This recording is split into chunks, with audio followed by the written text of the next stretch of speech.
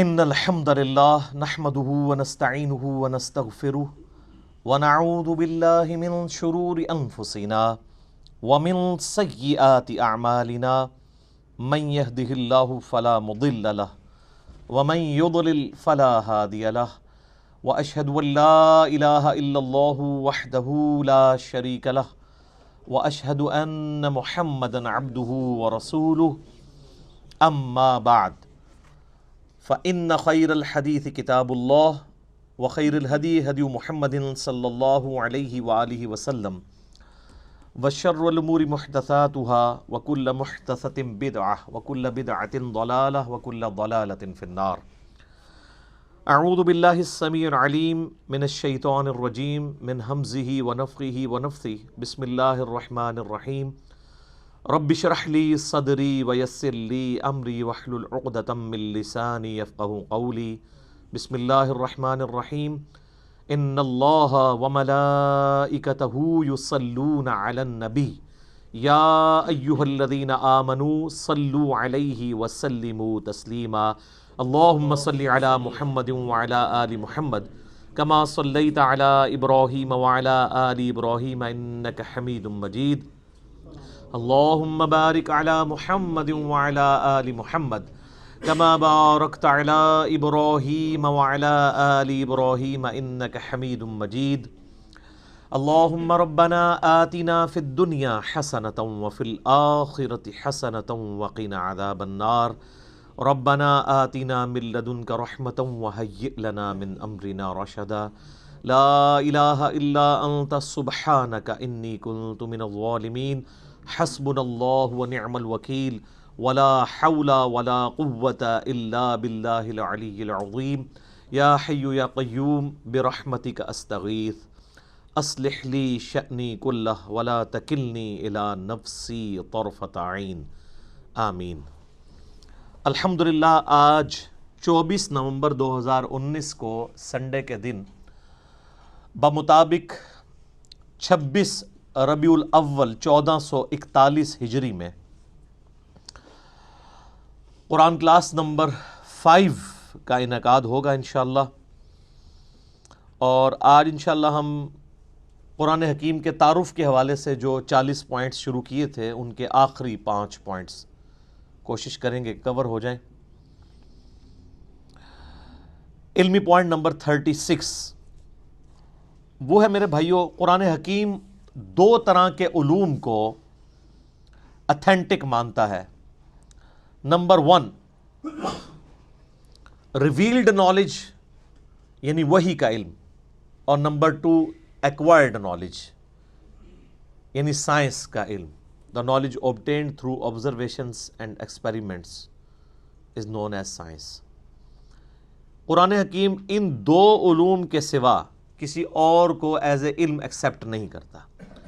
یا تو وہی تصدیق کر دے کسی بات کے صحیح یا غلط ہونے کی، یا پھر اسٹیبلش سائنس، ہائپوتھیسز یا تھیوریز نہیں، اسٹیبلش سائنس. جس طریقے سے یہ چیز اسٹیبلش ہے کہ پیٹرول آگ کو بھڑکا دیتا ہے، قرآن حکیم میں کہیں نہیں لکھا ہوا، لیکن یہ ہماری آبزرویشن ہے اور بالکل یہ ایکسپیریمنٹ سے ہمیں بالکل فرملی یہ چیز پتہ ہے. تو یہ ڈیفینیٹ علم ہے، اور اسی کا ذکر اللہ تعالیٰ نے قرآن حکیم میں اس حوالے سے کیا.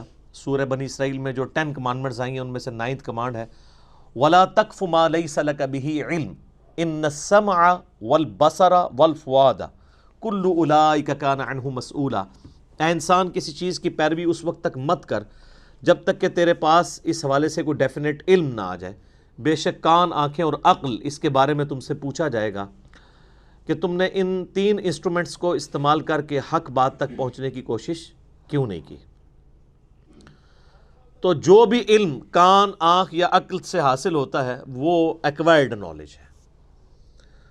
اور یہ جو فزیکل فینومینا آف نیچر ہیں یہ اتنا محکم علم ہے کہ حضرت ابراہیم علیہ السلام نے نمرود کے مقابلے پر جس دلیل سے اسے خاموش کروایا وہ یہی دلیل تھی کہ میرا رب وہ ہے جو مشرق سے سورج نکالتا ہے، اگر تو رب ہے تو مغرب سے نکال کے بتا. یہ ایک فزیکل فینومینا آف نیچر، ایک ڈیفینیٹ قانون قدرت کو انہوں نے بنیاد بنایا تھا خدا کے ایک ہونے کی، اللہ کے ایک ہونے کی۔ تو یہ محکم علم ہے۔ ان دو علوم کے سوا کوئی بھی علم ہوگا، یعنی کوئی بھی انفارمیشن ہمیں ملے گی جو ان دو علوم کے اندر فال نہیں کرتی ہوگی، وہ ایکسیپٹیبل نہیں ہوگی۔ مثلا اگر کوئی شخص کہے کہ زلزلہ اس لیے آتا ہے کہ ایک گائے ہے، اس نے ایک سینگ کے اوپر زمین کو اٹھا رکھا ہے، جب وہ تھک جاتی ہے تو دوسرے سینگ پہ اٹھا لیتی ہے، اس کی وجہ سے زلزلہ آتا ہے، تو یہ اس کی تصدیق نہ قرآن کرتا ہے، نہ ایکوائرڈ نالج یعنی سائنس کا علم کرتا ہے، نہ ریویلڈ نالج نہ ایکوائرڈ نالج، بلکہ سائنس ہمیں بتاتی ہے کہ ٹیکٹونک پلیٹس کی ڈسٹربنس کی وجہ سے ہی زلزلے آتے ہیں۔ بہرحال وہ پلیٹس ڈسٹرب کون کرتا ہے، تو اس پہ تو سائنس اس طرح کی تمام ایشوز پہ کہتی ہے it is physical phenomena of nature, یہ قانون قدرت ہے، ایسا ہی ہوا کرتا ہے۔ ایسا ہی کیوں ہوا کرتا ہے، اسی میں قیامت مضمر ہے۔ God is the only explanation of all the physical phenomena in this universe۔ اس کائنات میں ہونے والے ہر فزیکل فینومینا کی ایکسپلینیشن خدا ہے، اللہ کی ذات ہے، کہ اس نے یہ محکم قوانین بنائے ہوئے ہیں اور ان قوانین کے تحت یہ چیزیں چل رہی ہیں۔ ان قوانین نے ان چیزوں کو پیدا نہیں کیا۔ سورج مشرق سے نکلتا ہے، یہ قانون ہے، اس قانون نے سورج کو پیدا نہیں کیا۔ ہم جتنی بھی انفارمیشن حاصل کرتے ہیں وہ قوانین کی حاصل کرتے ہیں۔ انڈے میں سے چوزا نکلتا ہے تو یہ ایک علم ہے، اس علم کی وجہ سے انڈا اور چوزا نہیں بنے ہوئے۔ جتنی بھی چیزوں کو آپ ڈیپ ڈگ کریں گے تو الٹیمیٹلی آخر میں جا کے یہی کہنا پڑتا ہے it is physical phenomena of nature, یہ قانون قدرت ہے، ایسا ہی ہوا کرتا ہے۔ کیوں ہوا کرتا ہے ایسا ہی، اس کے پیچھے اللہ ہے۔ ان دو علوم کے سوا کوئی بھی علم ہوگا اس کو قرآن حکیم ایکسیپٹ نہیں کرے گا، اسلام اسے علم کے طور پر نہیں مانتا۔ اسی طریقے سے آپ کو پتہ ہے ہمارے تو سب کانٹیننٹ کے معاشرے میں چیز مشہور ہے کہ اگر گھر کی منڈیر پہ کوا بیٹھا ہو تو مہمان آتے ہیں، کسی کی جوتی پہ جوتی چڑھ دے تو کہتے ہیں اس کے لیے سفر لکھا ہوا ہے۔ اس قسم کے کتنے توہمات ہیں جو ہمارے معاشرے میں عام ہیں۔ ان چیزوں کی تصدیق نہ سائنس کرتی ہے اور نہ ہی قرآن یا سنت وحی کا علم کرتا ہے۔ اور آپ یہ دیکھ لیں کہ جو لوگ ایکوائرڈ نالج کو بھی مانے ہوئے ہیں نا، وہ بھی کافی حد تک توہمات سے بچے ہوئے ہیں۔ اگر آپ کسی گورے سے کہیں نا کہ کالی بلی راستہ کاٹ دے تو اس کا مطلب ہے تمہارے لیے نحوست ہے۔ سر آپ ٹنڈولکر کے آگے 100 کالی بلیاں پھیر دیں پھر بھی آپ کو سینچری مار کے جائے گا۔ یہ ساری نحوستیں آپ کے اوپر پڑتی ہیں۔ اپنی باقی کمزوریوں کو ان چیزوں کے ساتھ جوڑنا یا اللہ کی طرف سے ملنے والی کسی کامیابی کو کسی اور چیز کے ساتھ جوڑ دینا، یہ توہم پرستی ہے۔ اللہ کے ساتھ چیزوں کو جوڑنا چاہیے۔ محنت آپ ضرور کریں گے لیکن الٹیمیٹلی اللہ کے اوپر بات کو چھوڑنا ہے کہ فیصلہ تو اس نے کرنا ہے۔ کئی بار سارے حالات اور واقعات آپ کی فیور میں ہوتے ہیں لیکن اللہ کا ڈیسیژن ہی ہوتا ہے کہ ایسا نہیں ہونا چاہیے۔ جو سیدنا علی کا قول ہے کہ میں نے اپنے ارادوں کے ٹوٹنے سے اپنے رب کو پہچانا ہے، کہ ہر چیز فیوریبل ہے لیکن پھر بھی رزلٹ اپوزٹ نکلا ہے، خدا کی مرضی کچھ اور۔ تو توہمات کو ہٹا کر ڈیفینٹ علم کے اوپر قرآن نے جو ہے وہ اسلام کی تعلیمات کی بنیاد رکھی ہے۔ اور یہ جو سائنس کا علم ہے یہ اتنا محکم علم ہے، اس کے بارے میں اللہ تعالیٰ نے قرآن حکیم میں 1000 سے زیادہ آیات ہیں جو سائنٹیفک فینومینا یا فزیکل فینومینا آف نیچر کے ساتھ ڈیل کرتی ہیں۔ اور اس کا کلائمیکس وہ آیت ہے سورہ حامیم السجدہ کے بالکل اینڈ میں، سَنُرِيهِمْ آيَاتِنَا فِي الْآفَاقِ وَفِي أَنفُسِهِمْ حَتَّى يَتَبَيَّنَ لَهُمْ أَنَّهُ الْحَقُّ۔ ان قریب ہم انہیں زمین و آسمان میں اور ان کی اپنی جانوں میں ایسی نشانیاں دکھائیں گے کہ یہ پکار اٹھیں گے، یہ بات مان لیں گے کہ یہ قرآن حق ہے، یہ کلام حق ہے۔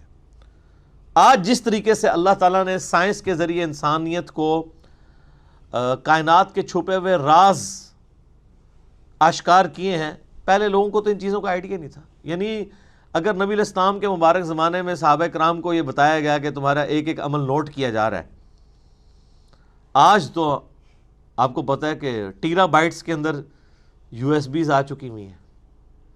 ابھی تو یعنی اس کے اوپر بھی تحقیق ہو رہی ہے کہ انسان کا تھوک جو ہے نا، اگر اس کو بھی سٹوریج کے طور پہ یوز کیا جائے تو انسانی ہسٹری کا بہت بڑا ڈیٹا جو ہے وہ تھوک کے اندر سٹور کیا جا سکتا ہے، چپس کی فارم میں USB کی فارم میں، ہارڈ ڈسک کی فارمز میں تو آپ کے سامنے چیزیں آ چکی ہیں. کتنے بڑے لیول کا نالج جو ہے وہ ایک چھوٹی سی USB کے اندر آ جاتا ہے. اب تو بلکہ ہر موبائل کے اندر میموری کارڈ ڈلے ہوئے ہیں. یہ ہم نے فزیکلی چیزیں آبزرو کر لی ہیں، کائنات کے چھپے ہوئے رازوں کو حاصل کر لیا ہے. اس کی وجہ سے کئی چیزیں جو ایمان بالغیب سے تعلق رکھتی تھی وہ ایمان بالشہادہ ہو چکی ہیں، ہمارے سامنے ہو چکی ہیں کہ ہاں یار اگر یہ ہو رہا ہے تو وہ کیوں نہیں ہو سکتا. CCTV کیمرہ جو ہے ایک 2 مہینے 3 مہینے کی ریکارڈنگ کرتے ہیں، ایک چیز کی ریکارڈنگ کرتے ہیں. دنیا کا مہنگے سے مہنگا کتا بھی وہ سیکیورٹی نہیں پرووائڈ کر سکتا جو CCTV کیمرہ آپ کو کرتا ہے، کیونکہ اس کو نہ نیند آنی ہے، نہ اسے اونگ آنی ہے، نہ اسے بھوک لگنی ہے، نہ ایسے کو گولی مار کے ختم کر سکتا ہے. وہ تو ایسے خفیہ جگہ پہ لگے ہوتے ہیں اور ہر چیز آپ ریوائنڈ کر کے ایک چیز دیکھ سکتے ہیں، پکڑی جاتی ہیں چیزیں. تو یہ سب کچھ اللہ تعالیٰ نے انسان کو کان، آنکھیں اور عقل کے ذریعے فزیکل فینومین آف نیچر کو آبزرو کر کے یہ ساری چیزیں ترقی کروائی ہیں.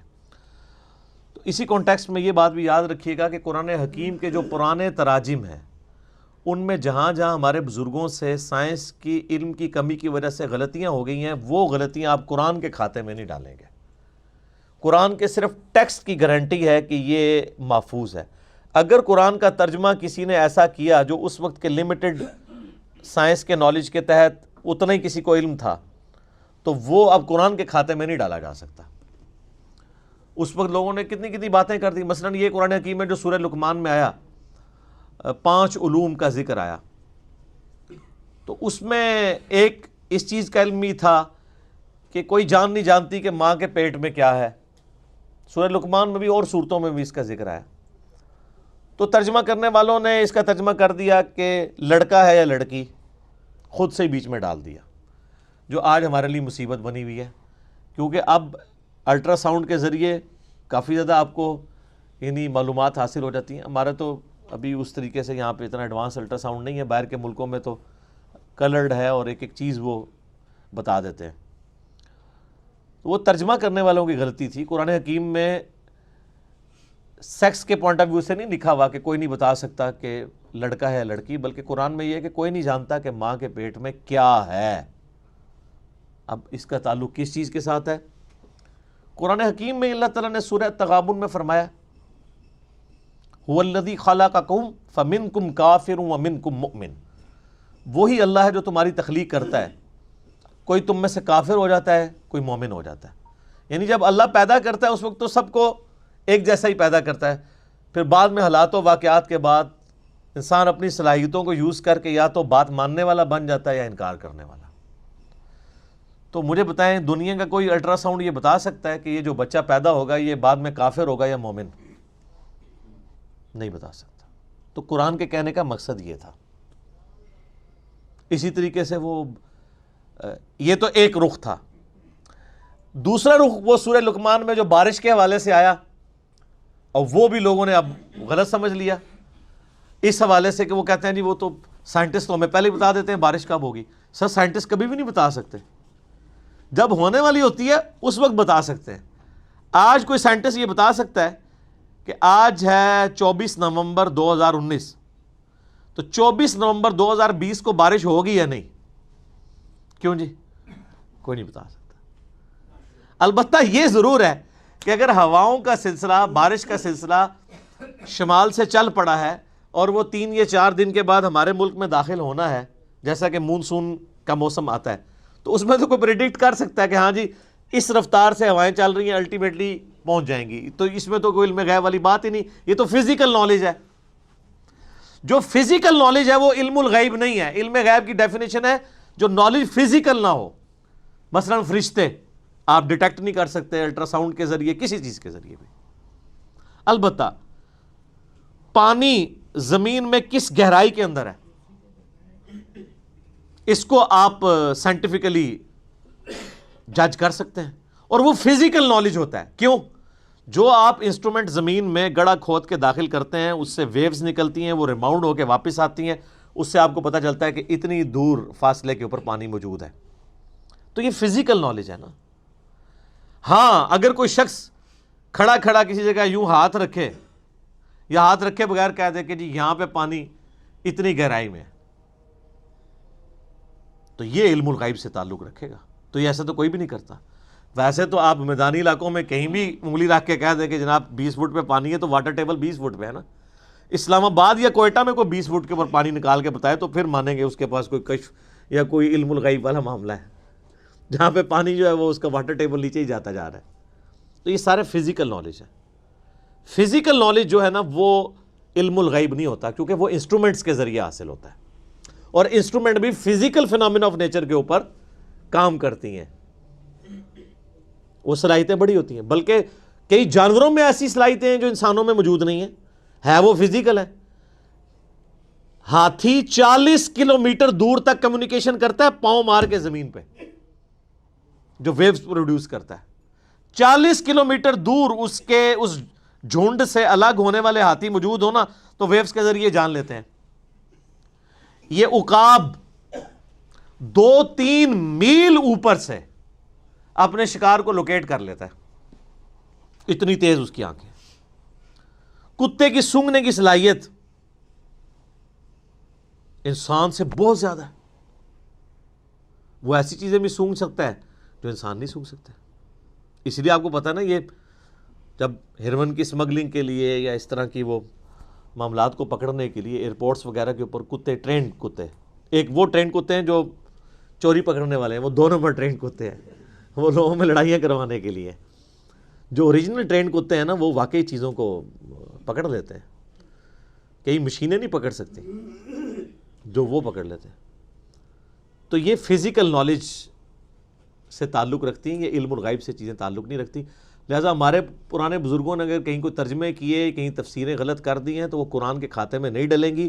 قرآن کا کوئی قصور نہیں ہے, وہ ترجمہ کرنے والوں کا قصور ہے, اور آپ لوگوں کا قصور ہے کہ آپ نے ان کو اتنا بڑا بزرگ مان لیا. میرا خیال ہے ان چیزوں سے یہ چیز کھل کے سامنے آ گئی کہ جن کو اتنے بڑی غلطیاں لگی ہیں قرآن کی تفسیر میں, تو اس کا مطلب ہے ان کے پاس علم الغیب کوئی نہیں تھا. ورنہ اگر علم الغیب ہوتا, ان کے پاس نالج آف ان سین ہوتا, تو ان کو یہ غلطیاں تو نہ لگتی. آپ پرانے بزرگوں کے بارے میں سنتے ہیں جی, وہ جناب جب مسلح اٹھاتے تھے تو 7 زمینیں نیچے دیکھ لیتے تھے, نگاہ اٹھاتے تھے اوپر تک چلے جاتے تھے, لیکن تیل پھر بھی سر ایڈون نہیں دریافت کیا. سر کسی بزرگ سے تیل دریافت نہیں ہوا. تیل تو 7 زمینوں کے نیچے ہے ہی نہیں تھا. تیل کا کنواں تو 2-3 کلومیٹر نیچے تھا, اور جہاں پہ نکلا وہ اللہ تعالیٰ نے قدرتی طور پہ نکلوایا, وہاں پہ اوپر تھا اس کا یعنی لیول. سب سے پہلا تیل کا کنواں جو ہے وہ 1758 کے راؤنڈ اباؤٹ امریکن ایک اسٹیٹ ہے پنسلوینیا, اس میں تیل کا کنواں نکلا تھا. عرب اسٹیٹس میں تو 20ویں صدی میں آ کے نکلا ہے. تو اور سب کانٹیننٹ جو سارے بزرگوں کا گڑھ تھا, کسی رحمت اللہ علیہ نے کوئی ایک کے تیل کا کنواں بھی دریافت کیا یہاں پہ کہ ان کے نام کی تختی لگی ہوتی. تو یہ کہاں زمین سے نیچے دیکھتے تھے, کچھ بھی نہیں دیکھ سکتا ایسے کوئی. تو یہ جدید سائنس نے ان کے یہ سارے کے سارے دعوے بھی جھوٹے ثابت کر دیے. تو قرآن پاک کا وہ ترجمہ اور تفسیر جو پرانے بزرگوں نے کیا وہ قرآن کے کھاتے میں نہیں ڈلے گا. کیمیائے سعادت میں اگر امام غزالی نے لکھ دیا کہ سورج زمین سے 60 گنا بڑا ہے, تو یہ ان کے لیک آف نالج تھا. آج ہمارے بچے کو بھی پتا ہے کہ 13 لاکھ گنا بڑا ہے. اب 60 کو 13 لاکھ گنا کرنے کے لیے چلے 60,000 بھی کہہ دیتے تو ہم 2-4 صفرے لگا کے ان کو بخشوا لیتے. اتنی بڑی غلطیاں ان سے کیسے ہوئی ہیں؟ اسی لیے کہ ان کے پاس وہ علم نہیں تھا جو آج سائنس کے ذریعے ہمیں پتہ ہے. تو یہ ان کا کوئی عیب بھی نہیں ہے, اس میں ان کی توہین بھی نہ کی جائے. توہین آٹومیٹکلی اس لیے ہو جاتی ہے کہ آپ نے ان کے بارے میں کلیم کیا ہوا نا, وہ کلیم چونکہ اب جھوٹا نکلا ہے تو توہین تو آٹومیٹکلی ہوگی, کیونکہ آپ تو کہتے ہیں وہ تو جناب ہر چیز جان لیتے ہیں. ہم نے تو اس سے بڑی بات کی ہے کہ ہم اپنی میکینیکل انجینئرنگ کا ایک فارمولہ لکھ کے دیتے ہیں, زمین و آسمان کے سارے بزرگ مل کے جنہوں نے انجینئرنگ نہیں پڑھی ہوئی اس کو پڑھ کے بتاتے ہیں. سمجھنا تو بڑی دور کی بات ہے. یہ میں اس لیے کہہ رہا ہوں کہ میکینیکل انجینئرنگ خدا کو تو آتی ہے نا, خدا تو کسی بزرگ کو سکھا سکتا ہے نا, تو سکھائے, ایسا نہیں ہوگا. ہاں یہ کلیم اگر پیغمبر کے بارے میں کیا جائے اس کے ساتھ ہو جائے گا, وہ بھی اگر اللہ چاہے گا تو. جیسا کہ حضرت صالح علیہ السلام سے ڈیمانڈ کی گئی کہ پہاڑ میں سے اونٹنی نکلے, تو اب یہ فزیکل فینومینا آف نیچر کے خلاف ہے, اللہ نے نکال کے بتائی.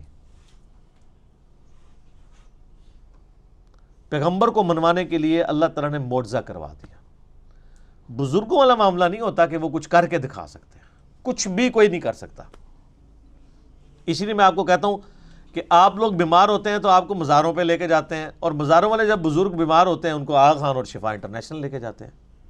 میں نے آج تک نہیں کوئی دیکھا کہ کوئی بڑا پیر بزرگ بیمار ہوا ہو اور وہ پاکستان کے مہنگے ترین ہاسپٹل میں علاج نہ کروا رہا ہو۔ تو یہ کس کو دھوکہ دے رہے ہیں؟ ان کو بھی اٹھا کے مزاروں پہ لے جایا کریں نا۔ کتنے بڑے بڑے، میں نام نہیں لیتا، بالکل پرسنل بات ہو جائے گی، ان کے یقین کریں ان کے پیشاب بند ہوئے ہیں تو ان کو آغا خان سے انہوں نے کروایا ہے، اور پوری دنیا کو تعویذ لکھ کے دے رہے ہیں وہ لوگ۔ لاکھوں مرید ہیں ان کے، ایک تعویذ خود لکھ کے اپنا پیشاب کھول کے بتا دیتے نا۔ کوئی کچھ نہیں کر سکتا۔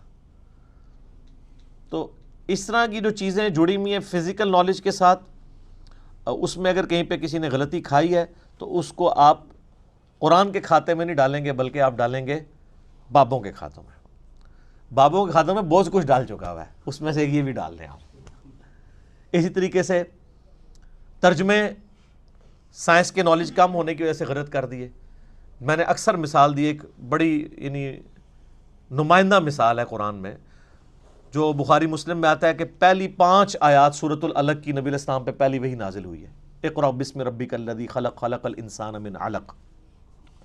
ہمارے پرانے سارے بزرگوں نے خلق الانسان من علق کا ترجمہ کیا ہے، اللہ تعالیٰ نے انسان کو خون کی پھٹکی سے پیدا کیا، ڈراپ آف بلڈ سے پیدا کیا۔ یہ ترجمہ سارے کرتے آئے، حالانکہ اس کے لیے ان کے پاس کوئی بنیادی دلیل موجود نہیں تھی۔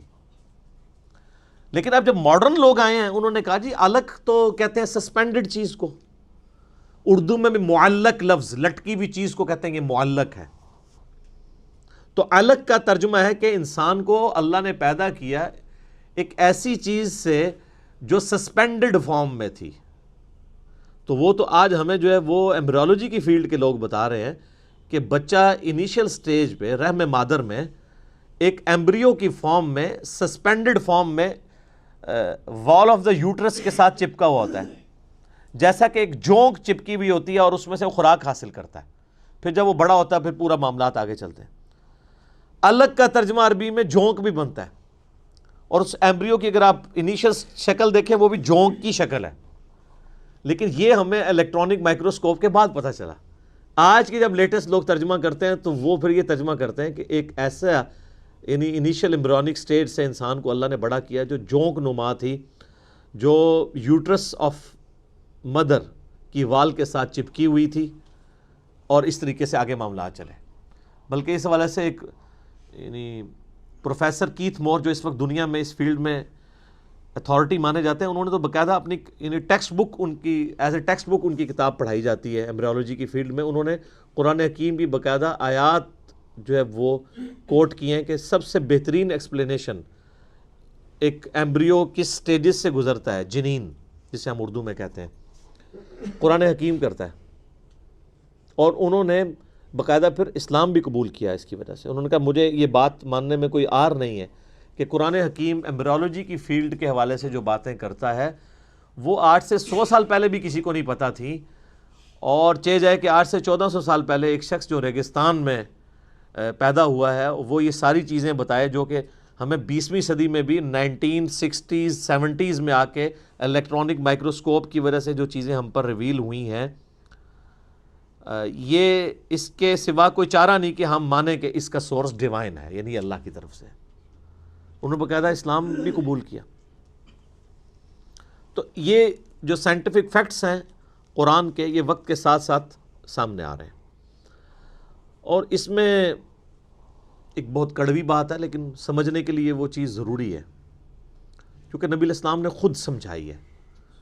دیکھیں نبی صلی اللہ علیہ وآلہ وسلم اتنے منصف مزاج ہیں، مسلم شریف میں اوپر تلے 3 احادیث ہیں جو آج پبلکلی اگر ان کو بیان کر کے ان کی ایکسپلینیشن کی جائے تو آپ واجب القتل ہو جائیں، اور باقاعدہ امام مسلم رحمہ اللہ کی ان 3 احادیث کے اوپر جو باب باندھا گیا نا، اس کی ہیڈنگ ہے کہ نبی علیہ السلام کی اطاعت کن کاموں میں واجب ہے اور کس میں نہیں واجب۔ اب آپ سوچ رہے ہوں گے کس میں نہیں واجب، یہ کون سی چیز ہے؟ تو وہ 3 حدیثیں اوپر تلے ہیں صحیح مسلم میں، نبی علیہ السلام کے فضائل والے چیپٹر کے اندر۔ اچھا، چیپٹر نبی علیہ السلام کے فضائل کا ہے اور حدیثیں یہ ہیں، اور یہ صرف مسلم میں نہیں، ابو داؤد میں بھی ہے، بڑی مشہور حدیث ہے تعبیر نحل والی۔ نبی علیہ السلام کچھ اصحاب کے پاس سے گزرے تو وہ گرافٹنگ کر رہے تھے، پیوند کاری کر رہے تھے کھجور کی فصل کو بڑھانے کے لیے۔ تو نبی علیہ السلام فرمایا ایسا کیوں کر رہے ہیں؟ ان کا اس سے فصل زیادہ ہوتی ہے۔ تو آپ نے فرمایا اگر ایسا نہ کرو تو کیا ہے؟ تو نبی علیہ السلام نے اس کو اس حوالے سے سمجھا کہ یہ نیچر میں تبدیلی ہے، آپ یہ کہہ کے چلے گئے۔ تو صحابہ کرام نے رزلٹ وہی نکالا جو ایک مسلمان کو نکالنا چاہیے تھا۔ انہوں نے اس سال گرافٹنگ نہیں کی تو وہ کھجوروں نے کم پھل دیا۔ تو انہوں نے آ کے نبی علیہ السلام کو شکایت کی کہ یا رسول اللہ آپ نے یہ مشورہ دیا تھا تو یہ تو پھل ہی ہمارا کم ہوا ہے۔ تو آپ علیہ السلام نے فرمایا کہ دیکھو جو چیز میں تمہیں اللہ کے ریفرنس سے بیان کروں نا، قرآن یا سنت کی فارم میں، اس پہ تو تم ضرور عمل کیا کرو، اور جو چیز میں اپنے تجربے سے تمہیں بیان کروں اور وہ تمہارے دنیاوی کسی معاملے سے تعلق رکھتی ہو تو انتم اعلم بامر دنیاکم، تم اپنے دنیا کے کام کو مجھ سے بہتر سمجھتے ہو۔ اندازہ کریں آپ آج کے زمانے میں آپ یہ بات کر سکتے ہیں کسی کے سامنے؟ وہ گستاخ رسول کا فتویٰ لگا دے گا۔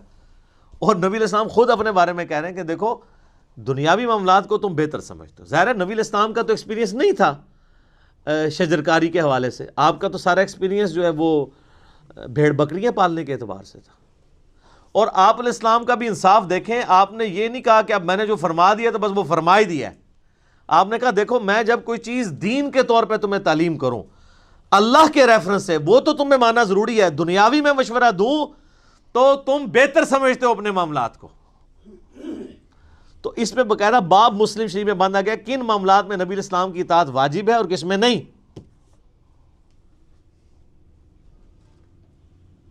یار یہ محمد رسول اللہ کا ہی حوصلہ ہے صلی اللہ علیہ وآلہ وسلم، جو اس لیول پہ اتر کے بات کر رہے ہیں۔ یا تو یعنی ان پڑھ جاہل لوگ جن کو نماز بھی نہیں آتی ہے، دین کے حوالے سے ان کے مشورے لوگ ماننے کے لیے تیار ہو جاتے ہیں، اور دنیا کے حوالے سے کتنے پیر ہیں ان کے کہنے کے اوپر لوگوں نے بچے اپنے ذبح کر دیے۔ یہ لوگوں کا علمی لیول ہے۔ تو نبی صلی اللہ علیہ وآلہ وسلم نے انصاف کیا اور فرمایا کہ دنیاوی معاملات کو تم بہتر سمجھتے ہو۔ آج اگر کوئی ہمیں آگے کہتا ہے نا جی نبی علیہ السلام نے آپ کو ایٹم بم کا طریقہ کیوں نہیں بتایا؟ بھائی اس لیے نہیں بتایا کہ اللہ نے ان کو نہیں بتایا۔ اچھا تو وہ پیغمبر کس طرح ہوئے؟ پیغمبر اس طرح ہوئے کہ وہ ہمارے ہدایت کے امام ہیں، وہ ہمارے سائنس کے ٹیچر نہیں ہیں، نہ ان کی یہ فیلڈ تھی۔ اگر اللہ تعالیٰ نے آج کے دور میں کوئی پیغمبر مبعوث کرنا ہوتا تو اس کو وہ سائنٹیفک نالج ہوتا جو آج کسی سائنٹسٹ کو نہ ہوتا۔ اس زمانے میں جتنا نالج ریکوائرڈ تھا، جو ضرورت کے تحت تھا، اللہ تعالیٰ نے دے دیا۔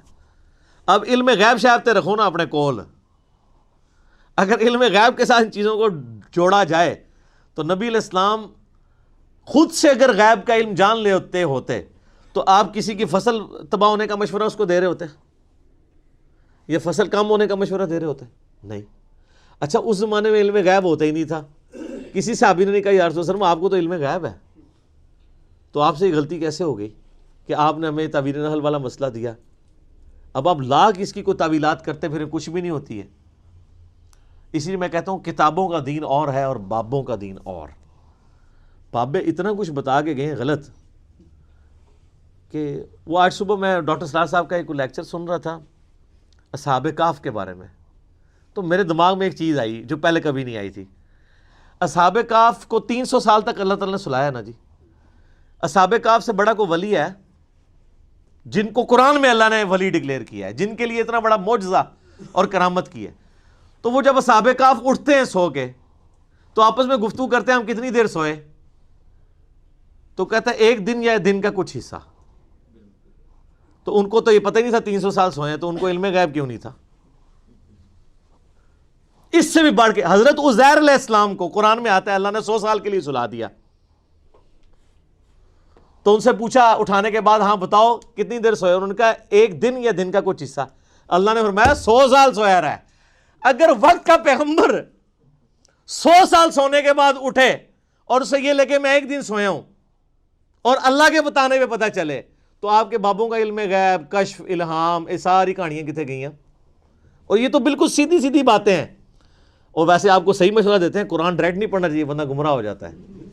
ہاں ظاہر ہے قرآن جب پڑھے گا تو جو چیز آپ نے دین کے طور پہ لوگوں کو بتائی ہوئی ہے وہ گمراہی ثابت ہو جائے گی، اور جو چیز واقعی دین ہے اس کو آپ گمراہی سمجھتے ہیں تو خود بخود تطہیر ہو جائے گی. اچھا یہ سارے واقعات آپ کو پتہ ہیں لیکن کبھی اس کی انجینئرنگ نہیں ہوئی تھی. یہ تو ریورس انجینئرنگ جب ہوئی ہے نا تو آپ پتہ چلا کہ ہاں یار اس کو اس اینگل سے بھی دیکھنے کی ضرورت ہے کہ قرآن حدیث میں تو کہیں علم غیب والا یہ معاملہ ہی نہیں. قرآن و حدیث میں علم غیب صرف یہی ہے کہ اللہ تعالیٰ جسے چاہے پیغمبروں میں سے چنتا ہے. سورہ آل عمران آیت نمبر 179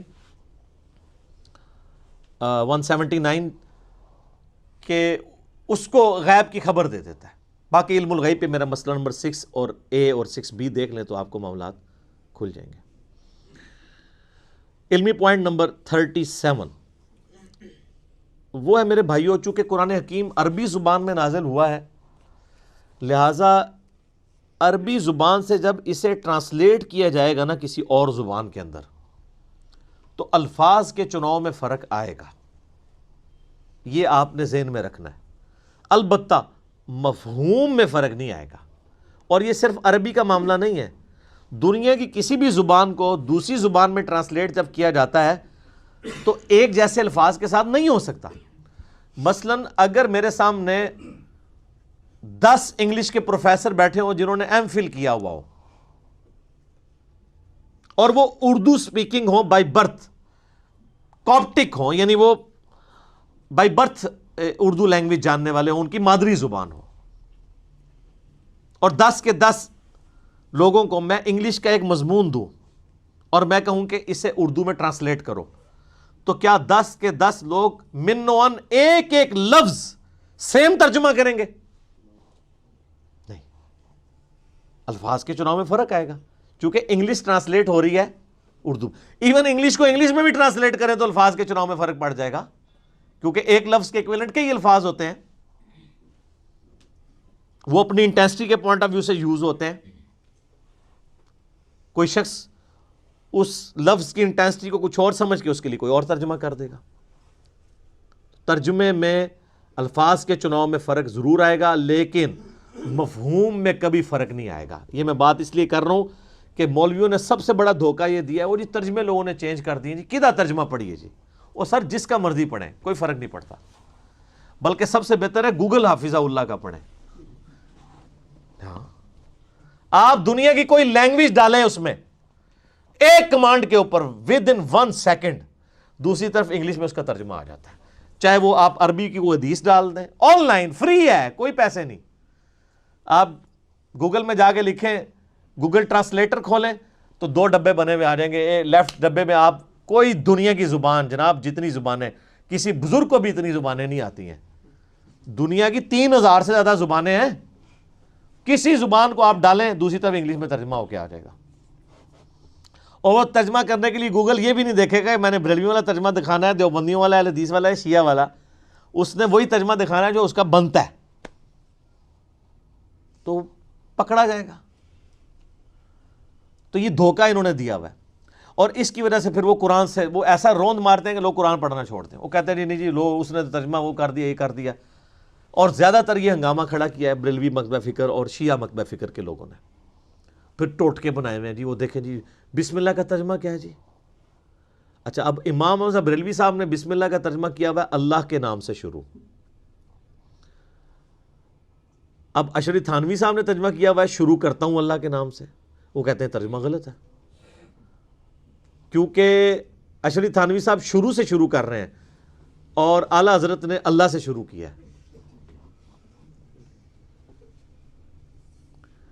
حالانکہ آپ کا ہنسنا ہی بتا رہا ہے کہ اینڈ رزلٹ تو ایک ہے، شروع کرتا ہوں اللہ کے نام سے یا اللہ کے نام سے شروع. شیطان کے نام سے تو کسی نے نہیں شروع کیا. مفہوم دونوں باتوں کا سیم ہے کہ نہیں؟ وہ کہتے ہیں نہیں جی بہتر ترجمہ یہ ہے. تو میں کہتا ہوں پھر اگر یہ بہتر ترجمہ یہ ہے آپ اردو لنگوسٹک میں تو کہہ سکتے ہیں لیکن عربی کے پوائنٹ آف ویو سے بسم اللہ کا ترجمہ جو آپ نے کیا ہوا ہے نا اس کے لیے بسم اللہ بھی آپ کو چینج کرنی پڑے گی. وہ بسم اللہ بنے گی اللہ الذی باسمہ ابدہ، اللہ ہے وہ جس کے نام سے میں شروع کرتا ہوں. اگر بسم اللہ میں سے آپ نے اللہ کو پہلے ہی نکال کے نکالا تو اللہ بھی ایسی بسم اللہ بنا سکتا تھا، کوئی مشکل تو کوئی نہیں تھا۔ اگر بسم اللہ میں اللہ کو پہلے نمبر پہ لانا ہوتا تو پھر بسم اللہ یوں ہونی چاہیے تھی، اللہ الذی، اللہ ہے وہ ہستی، بِاسمہ، کہ جس کے نام کے ساتھ ابدہ میں ابتدا کرتا ہوں۔ تو اب آپ اللہ کے ساتھ جھگڑا کریں کہ یار یہ بسم اللہ ٹھیک ہو جائے کسی طریقے سے، اللہ سے سفارش کرتے ہیں، کتنی نان سینس بات ہے، اور ان باتوں کے اوپر الجھ رہے ہیں۔ نہیں، ترجمہ غلط ہو گیا، ترجمہ غلط ہو گیا۔ تو ترجمہ کبھی بھی، اگر ترجمہ ٹھیک کی بات کرتے ہیں، بریلویوں کے آپ اپنے ترجمے اٹھائیں نا، وہ آپس میں ایک جیسے نہیں ہیں۔ یعنی اعلیٰ حضرت کا ترجمہ ہے، پیر کرم شاہ صاحب کا ترجمہ ہے، ڈاکٹر طاہر القادری صاحب کا ترجمہ ہے، اس کے علاوہ غلام سعود سعیدی صاحب کا ترجمہ ہے، یہ تو سارے بریلوی سرٹیفائڈ عاشق رسول ہیں نا، ان کے ترجمے ذرا رکھیں، کیا 100% سیم ہے؟ نہیں، مفہوم سیم ہوگا، اور مفہوم کو اگر آپ سیم دیکھیں گے تو دیوبند، اہل حدیث اور شیعہ کے ترجمے بھی ایک جیسے ہی ہوں گے، مفہوم ایک ہوگا۔ ڈنڈی جب بھی ماری جاتی ہے وہ تفسیر میں ہے، اگر کوئی ترجمے میں کہیں مارتا بھی ہے وہ پکڑا جاتا ہے۔ اس پہ میں نے ڈیٹیل لیکچر مسئلہ نمبر 170 ریکارڈ کروا دیا، 170 نمبر، اس میں میں نے بتایا کہ جس نے ڈنڈیاں ماری ہیں وہ کہاں پہ پکڑا گیا۔ اچھا، لیکن دوسری طرف ان کے تراجم کا یہ حال ہے کہ ان کے اپنے بزرگوں نے بھی ترجمے غلط کیے ہوئے ہیں۔ اگر ہم اسے ٹیکنیکلی اگر ہم اس کا انالیسس کریں، مثلا فَبِأَيِّ آلَاءِ رَبِّكُمَا تُكَذِّبَانِ، اس کا ترجمہ سارے بزرگوں نے کیا ہوا ہے، اور تم اپنے رب کی کون کون سی نعمت کو جھٹلاؤ گے اے جن و انس کے گروہ۔ حالانکہ دوزخ کی آیات کے بعد بھی آیت ریپیٹ ہوتی ہے سورہ الرحمن میں، دوزخ کا ذکر آتا ہے، قیامت کا ذکر آتا ہے، جو اللہ کے غضب کی نمائندہ مثالیں ہیں۔ اس کے بعد یہ تو نہیں ہونا چاہیے تھا کہ تم اپنے رب کی کون کون سی نعمتوں کو جھٹلاتے ہو۔ یہ ترجمہ غلط کیا ہے انہوں نے۔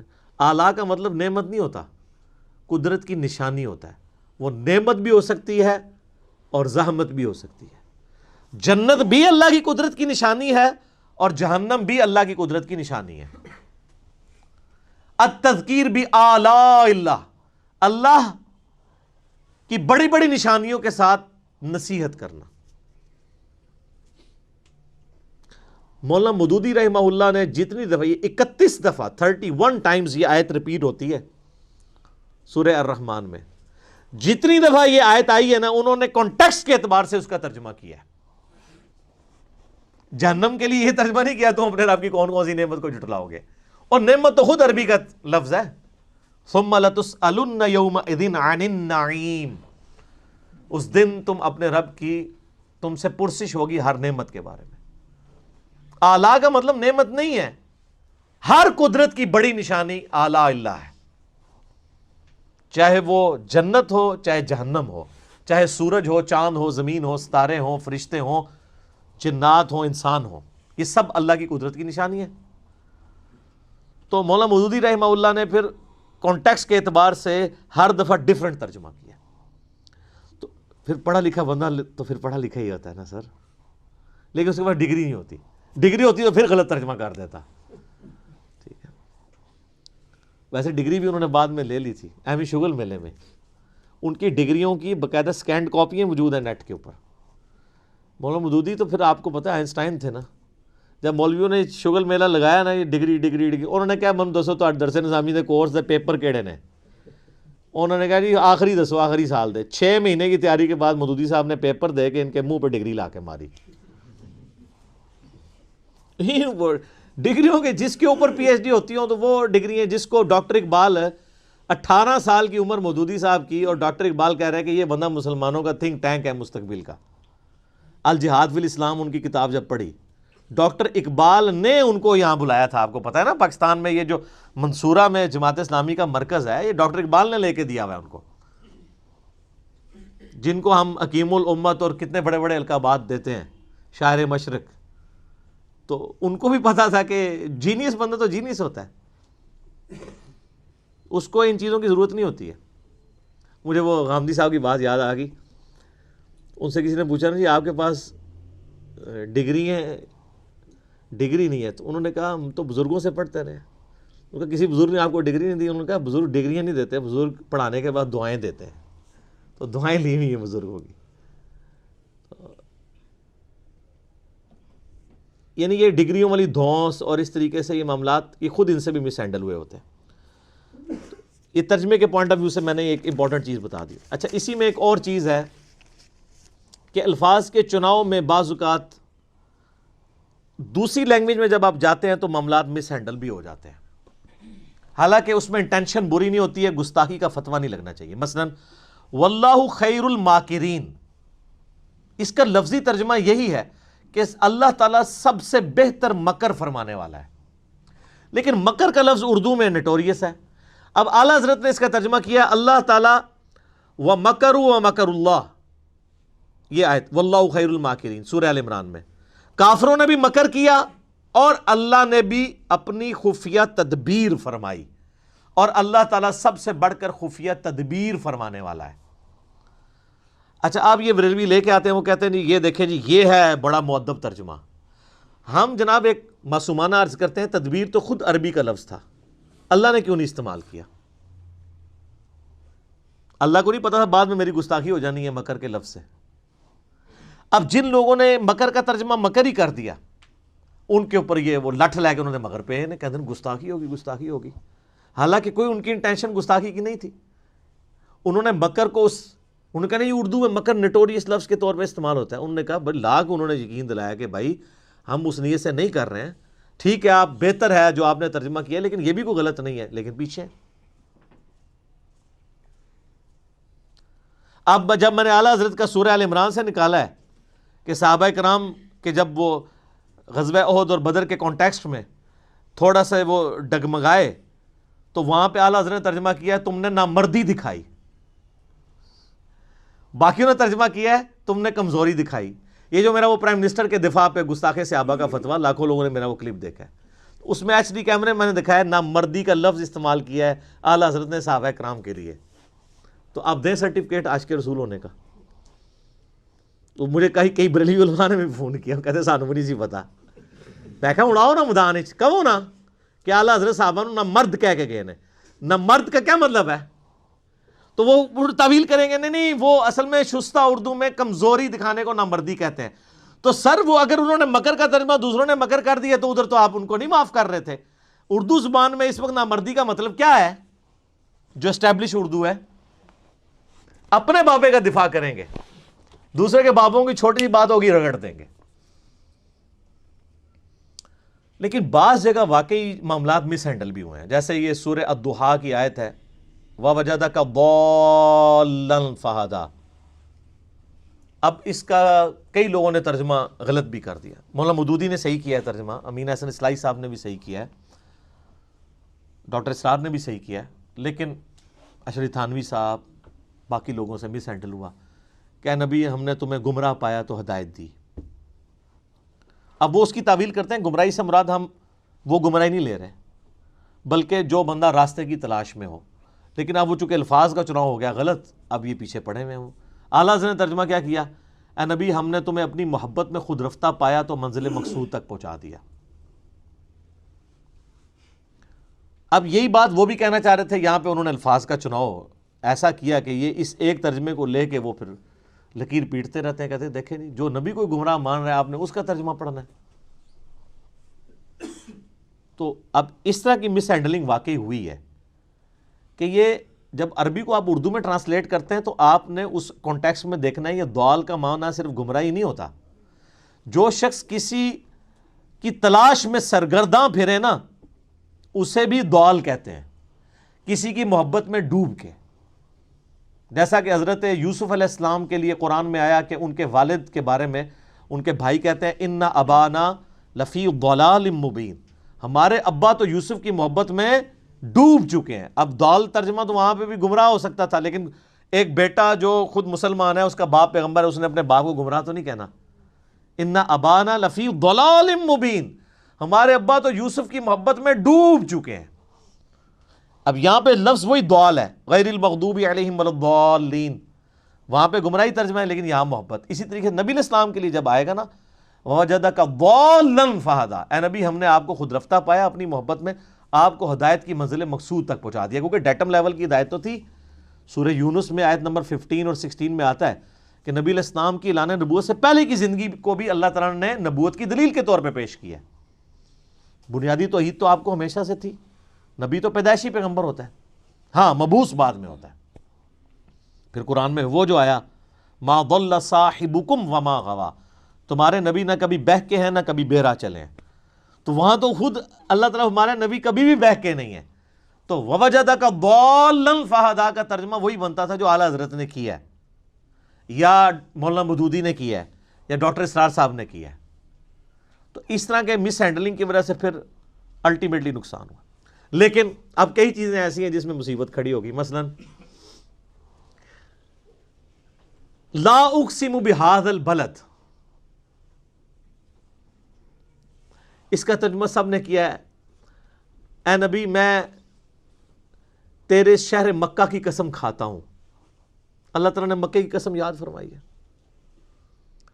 اور یہ بھی بالمفہوم ترجمہ ہے، جو اس کا باللفظ ترجمہ ہے وہ ڈیفرنٹ بنتا ہے، وہ یہ بنتا ہے میں تیرے شہر مکہ کی قسم نہیں کھاتا ہوں، لیکن وہ عربی کا سٹائل ہے، چونکہ یہ ایک لٹریچر کی بک ہے اور دعوت کے لیے اتری ہے، تو وہ جو اس طرح کا لا جو سٹارٹ میں آتا ہے نا، لا اقسم بیوم القیامہ، وہ جو پہلا لا ہوتا ہے نا وہ ان کے عقائد کی نفی کے لیے ہوتا ہے، لا نہیں، غلط کہتے ہو تم، اقسم بیوم القیامہ، میں قسم کھاتا ہوں قیامت کے دن کی، تو وہ لا جو ہے وہ ان کے فرسودہ نظریات کے ساتھ جڑا ہوا ہوتا ہے، لیکن یہ عربی میں تو ہے، اردو میں آپ اس طرح کریں گے تو اردو میں ایسا نہیں اسٹائل ہوتا بولنے کا، تو میں بھی جو کہتا ہوں نا تو یہ سنت الہی ہے، نہ میں وابی نہ میں بابی، میں ہوں مسلم علمی کتابی، نہ سے بات شروع کرنا، آپ کا کلمہ ہی نہ سے شروع ہوتا ہے، کہتے ہیں میٹھی میٹھی باتوں سے سٹارٹ کریں، آپ کا کلمہ ہی نہ سے شروع ہو رہا ہے، لا پہلے نفی کرنی ہے، پھر اس بات کوئی معبود نہیں سوائے اللہ کے۔ اب اعلیٰ حضرت نے اس پہ کیا کیا، انہوں نے بڑی ہوشیاری دکھائی، انہوں نے ترجمہ کیا کہ اے نبی مجھے تیرے شہر مکہ کی قسم،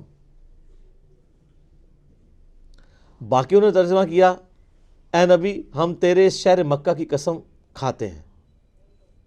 اب دونوں نے سیم ترجمہ کیا، لیکن بریلویوں نے کہا اللہ تو کھاتا نہیں ہے۔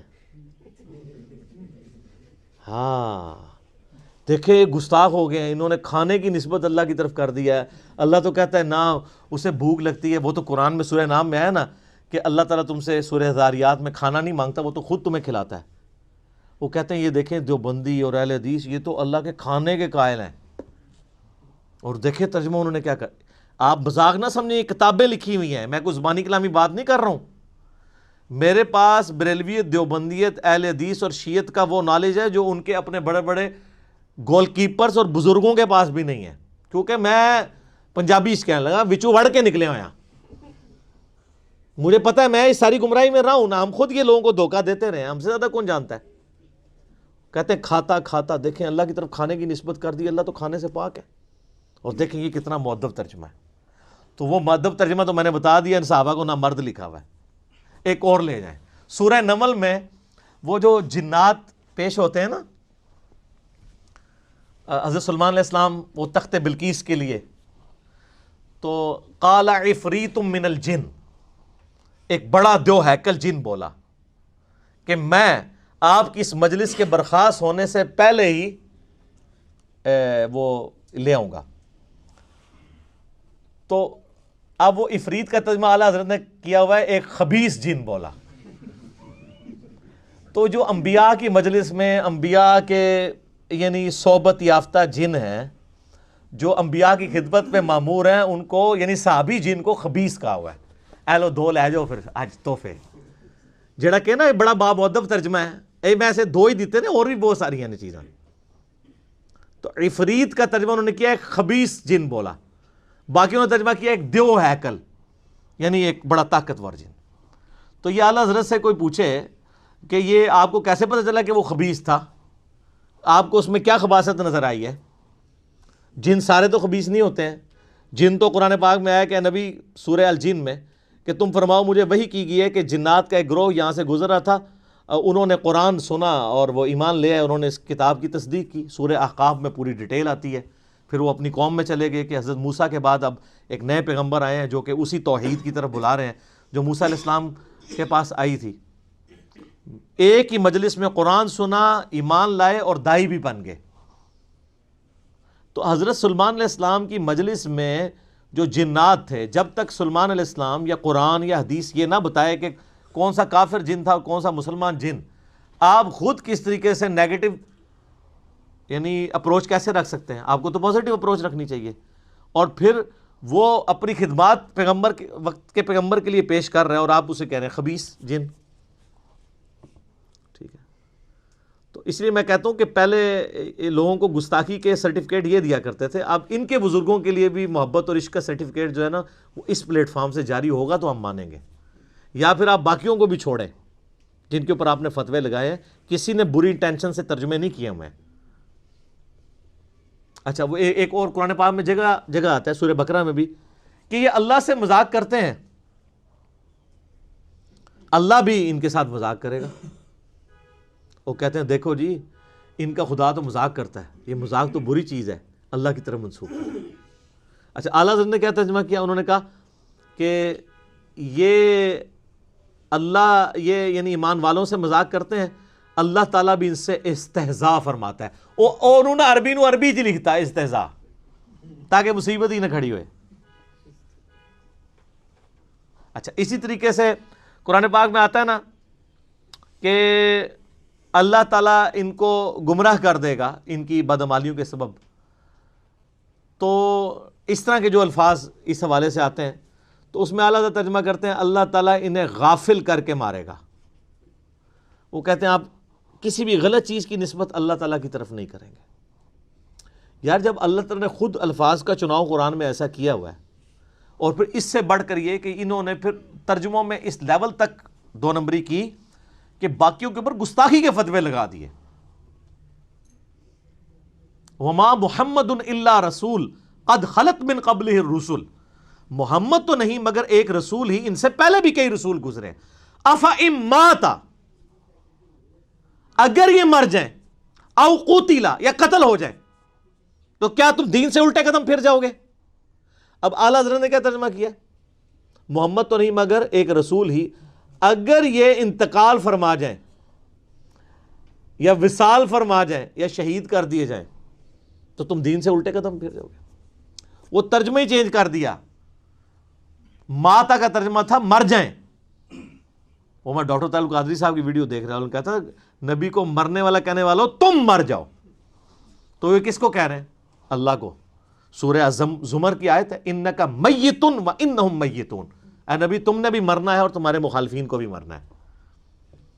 اب ان سے پوچھ کے قرآن نازل ہوتا تو ہوتا ہے کہ اے نبی تمہارے مخالفین کو بھی مرنا ہے اور آپ کو بھی وصال شریف فرمانا ہے۔ وصال عربی کا لفظ ہے، یاد رکھیے گا، اللہ نے یہ لفظ نہیں استعمال کیا۔ وفات بھی عربی کا لفظ ہے اور میت بھی عربی کا لفظ ہے۔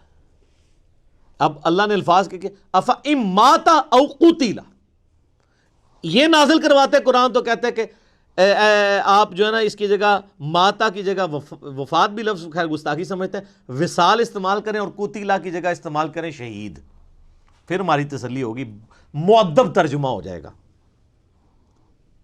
اور اسی طریقے سے وہ جو سورہ فتح کی شروع کی آیات ہیں اس پہ تو میرا کلپ لاکھوں لوگوں نے دیکھا ہے، انا فتحنا لک فتحا مبینا، وہ ترجمہ ہی الٹ کر دیا ہے۔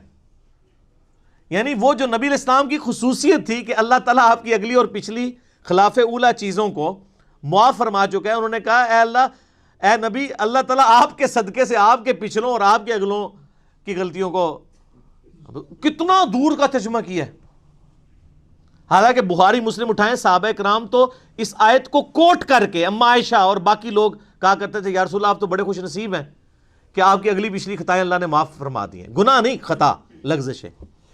حتیٰ کہ بخاری مسلم میں جو حدیث ہے، حدیث شفاعت، کہ سب کے سب لوگ پہلے آدم علیہ السلام کے پاس جائیں گے، پھر نوح علیہ السلام کے پاس وہ ان کو بھیجیں گے، وہ کہیں گے مجھے اپنی غلطی یاد آ رہی ہے، نوح علیہ السلام کہیں گے میں نے اپنے کافر بچے کے لیے دعا کی تھی آج مجھے اپنی غلطی یاد آ رہی ہے، تم موسیٰ کے پاس جاؤ، موسیٰ علیہ السلام کہیں گے مجھ سے بھی بندہ مر گیا تھا، تم ابراہیم کے پاس جاؤ، ابراہیم کہیں گے مجھے بھی 3 دفعہ توریتاً جھوٹ بولنا پڑا، تم جو ہے عیسیٰ کے پاس چلے جاؤ، عیسیٰ ابن مریم کہیں گے کہ بھئی مجھے تو آج اپنی جان کی فکر ہے، البتہ میں ایک ایسے شخص کو جانتا ہوں جس کی اگلی اور پچھلی خطائیں اللہ تعالیٰ نے معاف کر دی ہیں۔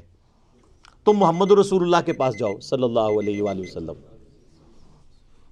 عیسیٰ علیہ السلام قیامت والے دن حضور کے ہاتھوں پہ صلی اللہ علیہ وآلہ وسلم شفاعت کا دروازہ کھولنے کے لیے بنیاد کس کو بنا رہے ہیں؟ کہ جس کی اگلی پچھلی خطائیں معاف ہو چکی ہیں۔ کون سی اگلی پچھلی؟ جو باقی انبیاء کو جس سے ڈر لگا ہوا ہے۔ یہ آیت کو معمولی نہ سمجھیں، حضور کی شان میں بڑی آیات میں سے ہے۔ انبیاء تو قیامت والے دن فکر کر رہے ہوں گے کہ ہم نے جو دنیا میں غلطی ہوئی ہمارا کیا بنے گا۔ اچھا یہ بزرگ کہہ رہے ہوں گے کہ ہم تو جنت میں نہیں جائیں گے جب تک ساروں کو لے نہ جائیں، تو اس کا مطلب ہے کہ آپ کے بزرگوں کا مرتبہ انبیاء سے زیادہ ہوا۔ پھر ظاہر ہے انبیاء تو کہہ رہے ہیں نفسی نفسی، اور عبد القادر جیلانی کہہ رہے ہیں مریدی مریدی۔ کہانی سب کہانی، کوئی کھنگن بھی نہیں دے گا اتھے بھائی، سب کچھ جھوٹ ہے۔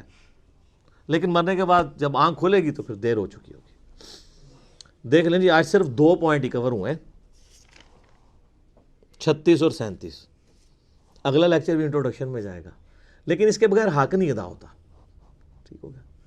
اللہ تعالیٰ سے دعا ہے جو حق بات میں نے کہی اللہ تعالیٰ ہمارے دلوں میں راسخ فرمائے۔ اگر جذبات میں میرے منہ سے کوئی غلط بات نکل گئی اللہ تعالیٰ ہمارے دلوں سے معاف کر دے۔